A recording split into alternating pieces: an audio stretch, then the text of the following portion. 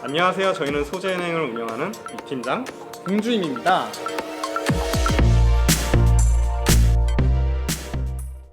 이번 소재은행 무엇이든 물어보세요의 주제는 무엇이죠, 팀장님? 바로 플라스틱입니다. 8월에 새활용 플라자 인스타그램을 통해 플라스틱 질문 이벤트를 진행했는데요. 질문해주신 분들께 정말 감사드립니다. 이번에도 질문에 성실히 답변해 드리겠습니다.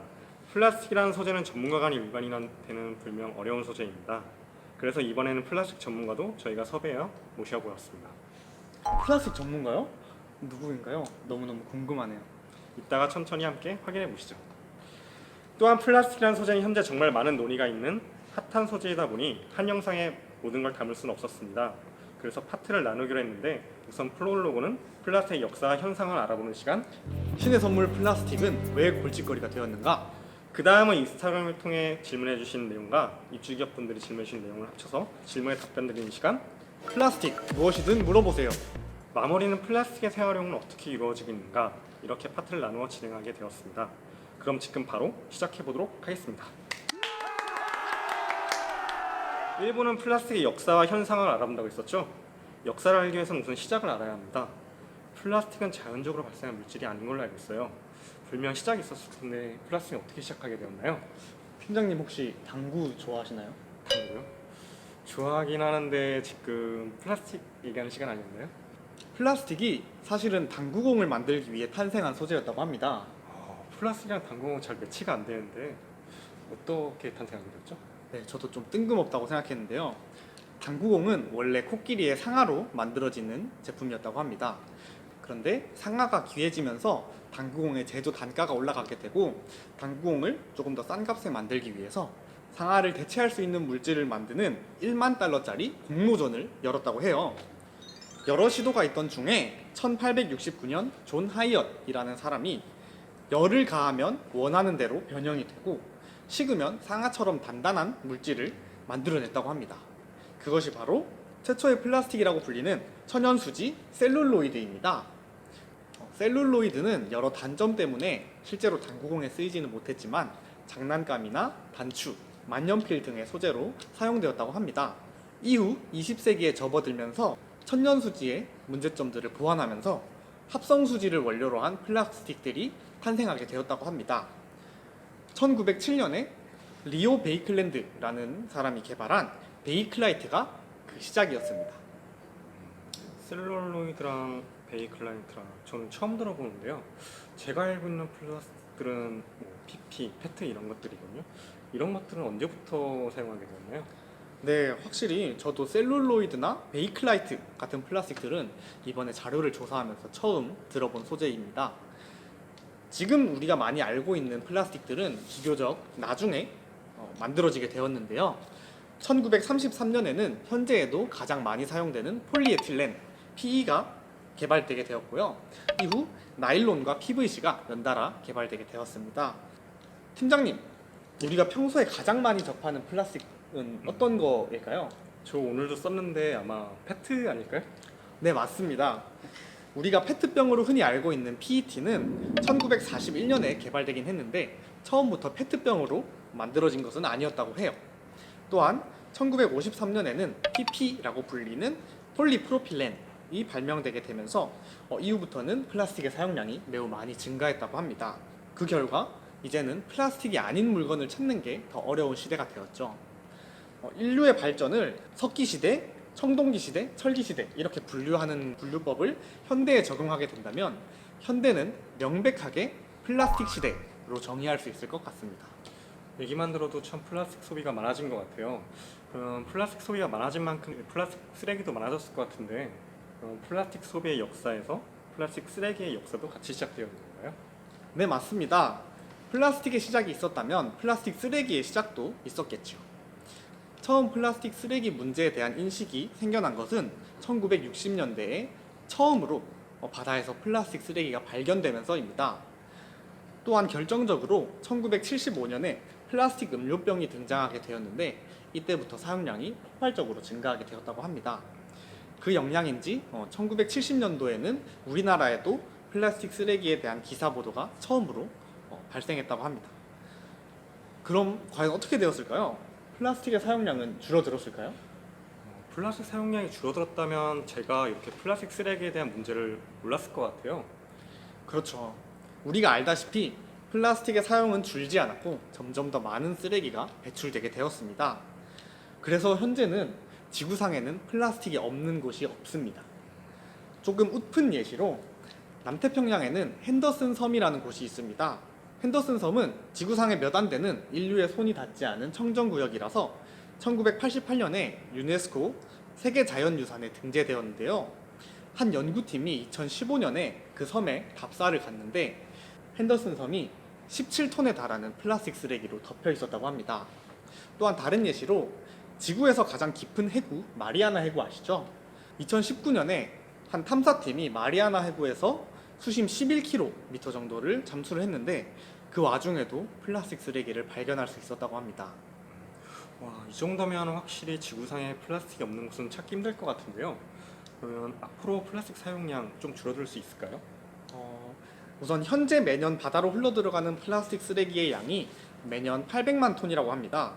그런데 미국의 한 대학 교수팀이 국제학술지에 발표한 연구 결과에 따르면 플라스틱 쓰레기 배출량은 앞으로도 기하급수적으로 늘어날 것이라고 합니다.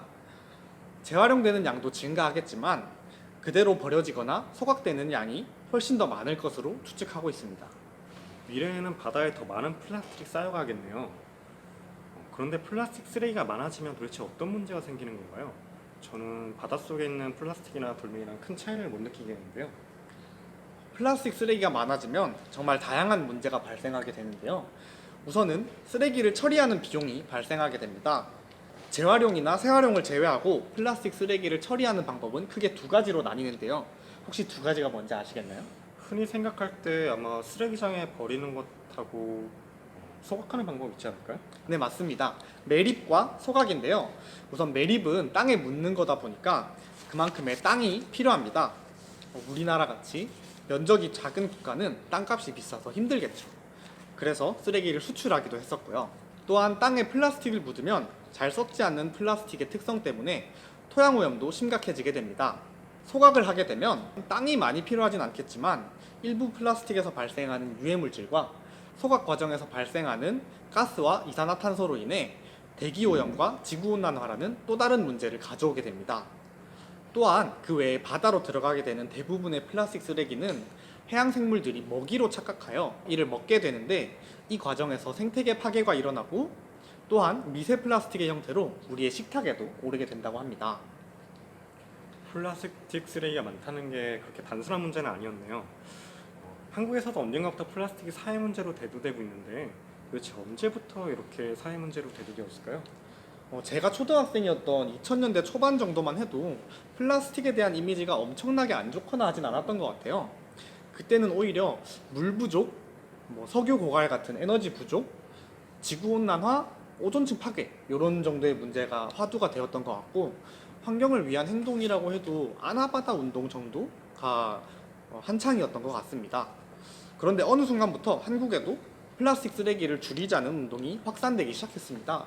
저는 미디어의 영향이 크다고 생각하는데요. 플라스틱 쓰레기 문제를 세계에 알린 두 개의 미디어를 얘기해 보려고 합니다.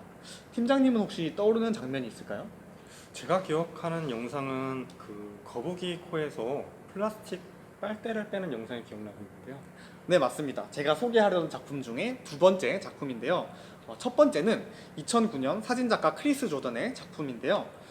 태평양 미드웨이 섬의 조류 알바트로스의 사체에서 플라스틱 쓰레기가 잔뜩 나오는 사진이 화제가 되었었습니다.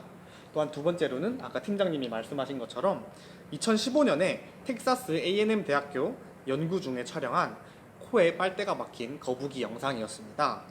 저는 이 두 작품이 한국을 포함한 전 세계적으로 이슈가 되었고 사람들에게 많은 생각을 하게 해준 작품이라고 생각합니다. 또한 한국에 가장 직접적으로 영향을 준 사건은 2018년에 발생한 플라스틱 대란인 것 같아요. 중국이 폐기물 수입을 중단하면서 갈 곳을 잃은 우리나라의 플라스틱 쓰레기 때문에 일어난 사건 다들 기억하시죠? 네, 저도 그 사건 뉴스에서 접해서 참 기억하고 있습니다. 그렇다면 지금 현재 우리나라는 이런 플라스틱 쓰레기 문제 도대체 어떻게 대응하고 있나요? 가장 쉽게 생각할 수 있는 대응은 플라스틱 분리배출입니다. 우리나라는 자원의 절약과 재활용 촉진에 관한 법률 제14조에 따라 분리배출 표시제를 시행 중인데요. 처음에는 이 제도가 두 개로 분리되어 있었다고 합니다. 그 시작은 1993년에 시행된 재질 분류 표시제와 1995년부터 시행된 재활용 마크 표시제였다고 하네요. 이후 2003년에 분리배출 표시제로 앞선 두 제도를 통합하게 되면서 국민들이 더 쉽게 분리배출을 할 수 있게 했다고 합니다. 분리배출에 참 많은 변화 과정이 있었네요. 현재 분류 기준에서 플라스틱은 어떻게 분류하고 있나요? 현재 분리배출 표시제에 따른 플라스틱 분류는 총 7가지로 나뉘게 됩니다. 첫 번째로 저희가 페트병으로 많이 알고 있는 PET, 폴리에틸렌 테레프탈레이트. 두 번째로는 병뚜껑이나 전자레인지용 식기로 많이 알고 있는 고밀도 폴리에틸렌 HDPE. 세 번째로는 뽁뽁이나 인조잔디를 사용할 때 많이 쓰이는 저밀도 폴리에틸렌 LDPE. 네 번째로는 마스크 필터 혹은 자동차 앞 범퍼로 많이 사용되는 PP, 폴리프로필렌. 다섯 번째로는 컵라면 용기나 스티로폼으로 많이 알려져 있는 폴리스티렌 PS. 여섯 번째로는 놀이방 매트나 인조가죽 등으로 많이 사용되는 폴리염화 비닐 PVC. 또한 마지막으로 앞에 말한 플라스틱에 속하지 않거나 2개 이상의 플라스틱이 혼합된 플라스틱을 말하는 기타 플라스틱 아더로 나뉩니다. 각 플라스틱에 대한 종류별 디테일한 특징을 알고 싶으신 분들은 세아롱 플라자 인스타그램을 통해 연재하고 있는 소재의 맥을 짚다 소맥 플라스틱 시리즈를 참고하시면 될 것 같습니다. 그렇다면 분리배출 말고 또 다른 대응 방법이 있을까요? 네, 분리배출 이외의 노력도 점점 늘어나고 있습니다. 2015년 코에 빨대가 박힌 거북이 영상이 퍼진 이후로 비닐 사용, 플라스틱 사용을 줄이자는 움직임이 서서히 등장했고 또한 지속 가능성이라는 말이 여기저기서 들리기 시작했던 것 같습니다. 또한 2018년 플라스틱 대란 이후로는 일반인들이 자발적으로 일회용품 사용을 억제하는 운동을 벌이기도 했고요. 정부에서도 이에 발맞춰서 일회용품 규제 정책을 추진하게 되었습니다. 민간과 정부가 힘을 합쳐서 플라스틱 문제를 해결하는 모습이 참 희망적으로 다가오고 있어요. 공주님 플라스틱의 역사 현상에 대해서 아주 오늘 깔끔하게 정리해 주셨습니다. 감사합니다. 첫 번째 파트는 이만 마치도록 하고 이제 본격적인 질문과 답변에 대해서 진행하도록 하겠습니다. 오늘의 이 영상이 유익하셨다면 좋아요와 구독 그리고 알림 설정까지 많은 관심 부탁드립니다. 지금까지 소재현행이었습니다. 감사합니다. 왜 이렇게 여러 종류의 플라스틱이 존재하게 됩니까? 우리가 입는 옷들도 보면은 우리들도 원피스를 입고 싶죠. 경우에 따라서는 투피스가 필요한 겁니다. 컨비네이션으로도 가야 되고 다양한 소재가 필요한 겁니다.